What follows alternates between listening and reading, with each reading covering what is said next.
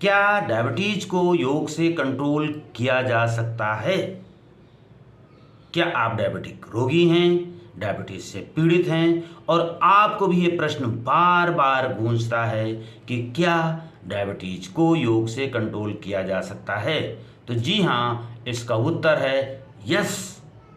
Diabetes को योग से कंट्रोल किया जा सकता है, 100% किया जा सकता है, लेकिन जिस योग को आप योग समझते हैं उस योग से नहीं, प्रॉपर यौगिक प्रोटोकॉल से, जिसे हम कहते हैं यौगिक लाइफ स्टाइल, यौगिक जीवन पद्धति। और यौगिक जीवन पद्धति से डायबिटीज को कंट्रोल किया जा सकता है, 100% किया जा सकता है।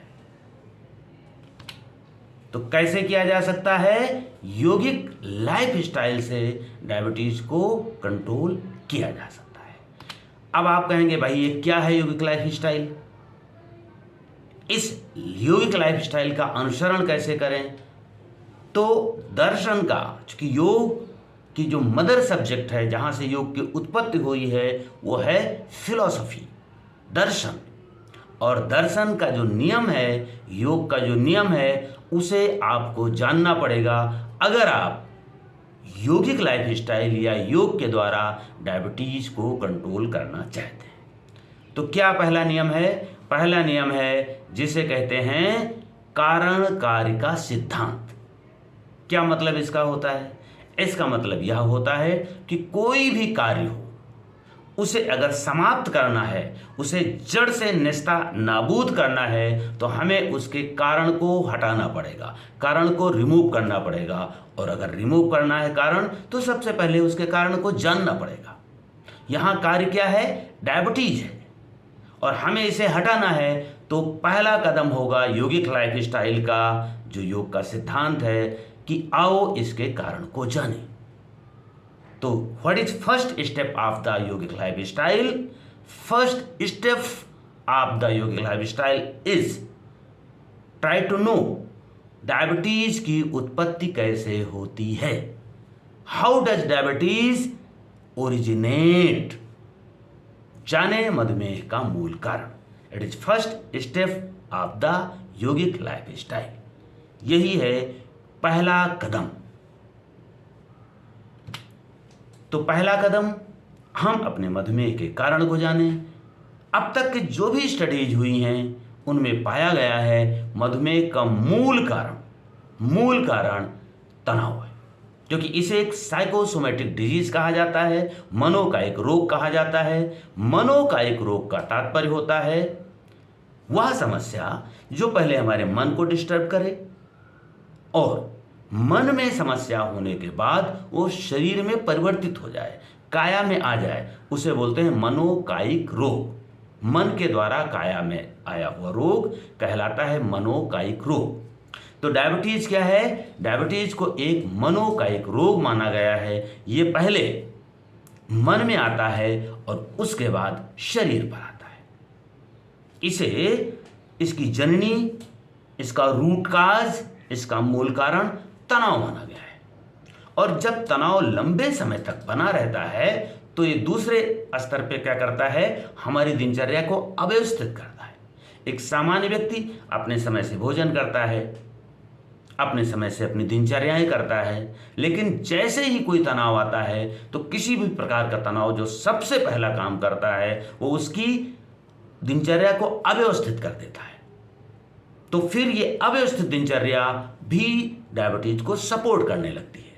खाना समय से न खाना, चिंता में सदैव बने रहना, जो अन्य मन को रिलैक्स करने वाले कार्य हैं, उन सबका धीरे धीरे अव्यवस्थित हो जाना। और तीसरे स्तर पे आता है आलसी जीवन, वर्कआउट का ना होना, बहुत ज़्यादा अगर एंजाइटी है तो चिंता में ही पड़े रहना, या तनाव नहीं भी है लेकिन आलस्यपूर्ण जीवन जीना। तो ये 3 मुख्य कारण हैं, जिसमें मधुमेह का जो मुख्य कारण है, जिसका 80 से 90% कंट्रीब्यूशन है, वो है तनाव। अब तक की जो भी स्टडीज पाई गई हैं, वो तनाव को ही डायबिटीज का मुख्य कारण मानती हैं। आइए देखते हैं ये तनाव कैसे मधुमेह रोग की उत्पत्ति करता है। तो पहला एक सामान्य नियम जान लें, कोई भी विचार जब हमारे मस्तिष्क में आता है, हमारे मन में आता है, तो सबसे पहले जो प्रभावित होता है वो होता है हमारे मस्तिष्क का हाइपोथैलेमस। विचार का हाइपोथैलेमस से सीधा संबंध है। किसी भी प्रकार का विचार आए तो वह विचार हाइपोथैलेमस को प्रभावित करता है, और हाइपोथैलेमस पिट्यूटरी ग्लैंड को प्रभावित करती है, क्योंकि जस्ट हाइपोथैलेमस के नीचे पिट्यूटरी ग्लैंड है। पिट्यूटरी ग्लैंड हाइपोथैलेमस के अंडर काम करती है, उसी के अधीनस्थ काम करती है। तो हाइपोथैलेमस जब प्रभावित होगा तो पिट्यूटरी ग्लैंड प्रभावित होगी, क्योंकि ये नियम है।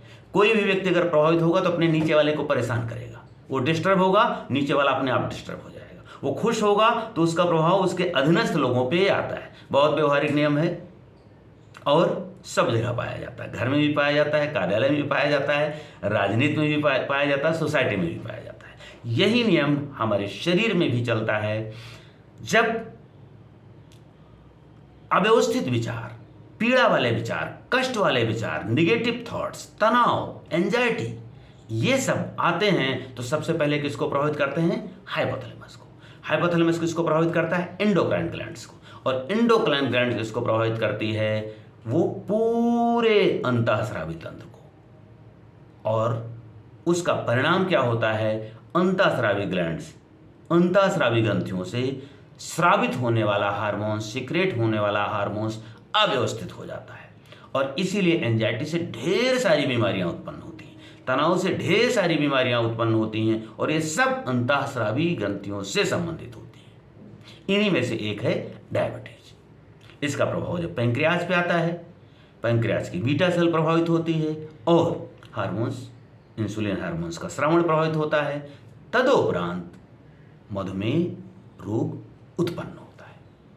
तो ये मैंने एक सामान्य प्रक्रिया बताई, विचार कैसे हमारे इस पूरे सिस्टम को प्रभावित करते हैं। अगर अच्छे विचार हैं तो अच्छे हार्मोन सिक्रेट होते हैं, हैप्पी हार्मोन सिक्रेट होते हैं। सिस्टम यही है तो हम प्रसन्न अनुभूति करते हैं, हमारे सारे सिस्टम शरीर के प्रसन्न होते हैं और उनमें एक अच्छा कोऑर्डिनेशन डेवलप होता है। जब भी आप प्रसन्न होते हैं, प्रसन्नता का कारण कुछ भी हो, लेकिन जब आप प्रसन्न होंगे तो हमारे पूरे शरीर पे, उसके पूरे शरीर के स्वास्थ्य पर उसका सकारात्मक प्रभाव पड़ता है इसी सिस्टम के द्वारा। पतंजलि ने इन वृत्तियों को इसीलिए दो प्रकार बताए हैं, एक का नाम है क्लिष्ट, एक का नाम है अक्लिष्ट। वृत्तियां का तात्पर्य विचार। जितने भी असंख्य विचार हैं, इन अरबों खरबों विचारों को पतंजलि ने बड़ी कुशलता से दो भागों में डिवाइड कर दिया है, वृत्तयः पंचतयः क्लिष्टा अक्लिष्टा। ये 5 प्रकार की वृत्तियां हैं, वो दूसरा विषय है, लेकिन इनका जो मेजर क्लासिफिकेशन है वो है क्लिष्ट और अक्लिष्ट। क्लिष्ट वह वृत्तियां हैं जो आते ही हमारे पूरे सिस्टम को डिस्टर्ब करके ऐसे हार्मोन्स का स्रावन करती हैं जो हमारे स्वास्थ्य को गलत दिशा में प्रभावित करता है। हम स्वस्थ से अस्वस्थ की ओर जाते हैं, रोग की ओर जाते हैं। और अक्लिष्ट वृत्तियां वहां हैं जिनके आते ही हमारे पूरे शरीर का हार्मोनल सिक्रेशन संतुलित होता है और उससे हम स्वास्थ्य की ओर बढ़ते हैं। हमारे शरीर के अंग अवयव विकसित होते हैं और ये पूरा सिस्टम विचार से हाइपोथैलेमस, हाइपोथैलेमस से पिट्यूटरी, पिट्यूटरी से एंडोक्राइन सिस्टम और एंडोक्राइन सिस्टम से हार्मोनल सिक्रेशन और हार्मोनल सिक्रेशन का बॉडी पर प्रभाव। और ये बहुत फास्ट होता है, इतनी फास्ट और तत्क्षण होता है, इसमें समय नहीं लगता है। तो आपका प्रश्न हो सकता है फिर क्या है? तनाव तो सबके जीवन में रहता है, हम रोज तनाव से प्रभावित होते हैं डे टू डे लाइफ में, कैसे इसे कंट्रोल किया जा सकता है? और फिर सबको तो डायबिटिक रोगी हो जाना चाहिए? तो जी नहीं, ऐसा नहीं है। ये एक संपूर्ण प्रक्रिया है और इस प्रक्रिया का जब संपादन इस प्रकार होता है कि कोई भी तनाव आया और वो नहीं गया और लगातार रोज लगातार उसका एक प्रवाह चलने लगता है हमारे मन में, तो जब विचारों का, क्लिष्ट विचारों का प्रवाह चलने लगता है, हमसे कोई ऐसा कार्य हो गया जाने अनजाने में जिसके विचार लगातार निगेटिव आ रहे हैं, उसकी वजह से हमें डर लगता है, हमें चिंता होती है, हमें भय होता है और भविष्य में उसकी अनंत निगेटिव संभावनाएं उत्पन्न होती हैं जो हमें लगती हैं। और इस तरह से नकारात्मक विचारों की श्रृंखला जब लगातार चलती है तो उसका एक बायोलॉजिकल क्लॉक पूरी बॉडी में बन जाता है। बोलचाल की भाषा में कहें तो आदत योग की भाषा में कहें तो संस्कार, और विज्ञान की भाषा में, आधुनिक विज्ञान की भाषा में कहें तो न्यूरोलॉजिकल पाथवे। क्योंकि कोई भी कार्य जब बार बार रिपीट होता है, बार बार रिपीट होता है, तो उसका एक स्ट्रांग न्यूरोलॉजिकल पाथवे ब्रेन में बनता है। विज्ञान के लोग जानते हैं कि जब हम कोई भी काम करते हैं, उदाहरण के लिए ड्राइविंग ले ले, बहुत सही उदाहरण है। जब हम गाड़ी चलाने के लिए पहली बार स्टीयरिंग पर बैठते हैं तो इस समय 100% कंसंट्रेशन होता है, और चूंकि हम पहली बार काम करने जा रहे हैं तो हमारे न्यूरॉन, ब्रेन के न्यूरॉन, कुछ न्यूरॉन आपस में इस काम के लिए कम्युनिकेट करते हैं। दूसरा दिन आता है, वही न्यूरॉन फिर कम्युनिकेट करते हैं, तो उनका कम्युनिकेशन कुछ इजी हो जाता है। तीसरे दिन, चौथे दिन, और अनवरत जब अभ्यास करते हैं तो जैसे जैसे न्यूरॉन्स का कम्युनिकेशन स्किल बढ़ती जाती है, उनका एक पाथ डेवलप होता है, वैसे ही हम इधर लर्निंग करते हैं। जो लर्निंग हो रही है, एक्चुअल लर्निंग यहाँ नहीं, लर्निंग यहाँ हो रही है न्यूरोलॉजिकल पाथवे के रूप में।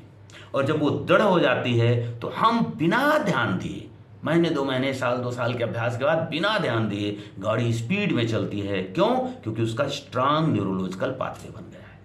और ऐसी स्थिति में हमें कोई बहुत प्रयास नहीं करना पड़ता है। यही नियम डायबिटीज पर लागू होता है। जब कोई भी विचार, निगेटिव विचार लगातार 3 महीने से 6 महीने तक, जो स्टडी हुई है साइंटिफिक, उसमें यही पाया गया है कि 3 महीने से 6 महीने तक जब कोई तनाव लगातार लगातार लगातार उसकी विचार श्रृंखलाएं चलती रहती हैं मस्तिष्क में, तो उसका एक न्यूरोलॉजिकल पाथवे बन जाता है, और फिर वो ऑटो प्ले होकर के वो जनरेट होता रहता है। उसकी एक तरह से आदत पड़ जाती है, और इस डिस्टरबेंस का दुष्परिणाम यह होता है कि धीरे धीरे पैंक्रियाज इस इंसुलिन का श्रवण कम करते करते नगण्य की अवस्था में पहुंच जाता है, और व्यक्ति पूरी तरह से मधुमेह का रोगी बन जाता है। तो ये मधुमेह रोग का कारण है, मधुमेह रोग की उत्पत्ति के पीछे की साइंस है। अब आप लोग यदि मधुमेह के रोगी हैं आप, तो जरा सोचिए आपको मधुमेह कब हुआ था, और जब हुआ उसके पीछे की थोड़ी 3-4 महीने, 5 महीने की पूरी हिस्ट्री आप थोड़ा कैलकुलेट करिए। आप सोचिए क्या हुआ था। निश्चित ही कोई तनाव ऐसा आया होगा, कोई ऐसी घटना जीवन में आई होगी जो आपके विचारों को पूरी तरह से डिस्टर्ब कर दिया होगा, और ये चली होगी कुछ दिन, कम से कम 3 महीने 6 महीने चली होगी। समस्या किसी भी प्रकार की हो सकती है, और धीरे धीरे उसका न्यूरोलॉजिकल पाथवे बन गया। अब सेकंड स्टेप इसी पर आइए। सोचिए कि जो समस्या आई थी क्या आज भी विद्यमान है।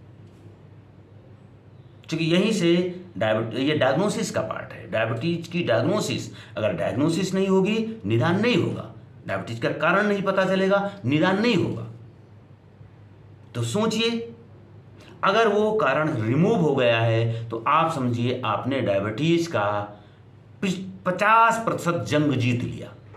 अब आगे आपको कुछ ऐसी हैबिट्स डेवलप करनी हैं जो धीरे धीरे आपको इंसुलिन श्रवण की ओर ले चले, और अगर अभी भी वो विद्यमान है तो उस कारण को रिमूव करने का तरीका ढूंढिए। वो तरीका हम यौगिक लाइफस्टाइल में बताएंगे। लेकिन यहाँ पर 2 रास्ते स्पष्ट हो जाने चाहिए कि जिस तनाव से हमारा मधुमेह उत्पन्न हुआ है वो आज की डेट में विद्यमान है अथवा नहीं है तो थोड़ा सा रास्ता टिपिकल है, और नहीं है तो थोड़ा सा रास्ता सरल है। तो इस प्रकार हमारा ये पहला पार्ट पूरा होता है कि डायबिटीज का मूल कारण क्या है। यदि यौगिक पद्धति से डायबिटीज को कंट्रोल करना चाहते हैं तो आपको अपनाना होगा यौगिक लाइफ स्टाइल। अपने आप से पूछिए, क्या आप अपना डायबिटीज यौगिक लाइफ स्टाइल से कंट्रोल करना चाहते हैं? यदि हां, तो अब how to control diabetes with यौगिक लाइफ स्टाइल, ये हमारा दूसरा वीडियो देखिए। ये हमारा आने वाला वीडियो होगा डायबिटिक योगा सेकंड नाम से, how to control diabetes with यौगिक लाइफ स्टाइल। ये हमारा अगला वीडियो देखेंगे। उसमें हम चर्चा करेंगे कि यौगिक लाइफ स्टाइल में दोनों प्रकार के रोगी किस तरह से अनुसरण करें और इसका सेकंड स्टेप क्या होगा। प्लीज हमारे चैनल को सब्सक्राइब करें, वीडियो को लाइक करें और साझा करें, ताकि यह जानकारी सब तक पहुंच सके और एक सिस्टमेटिक वे में यौगिक लाइफ स्टाइल अपना करके आप अपने मधुमेह को नियंत्रित कर सकें, कंट्रोल कर सकें, ठीक कर सकें। इसके लिए हम मिलेंगे आपसे अगले वीडियो में। थैंक यू सो मच, बहुत बहुत धन्यवाद।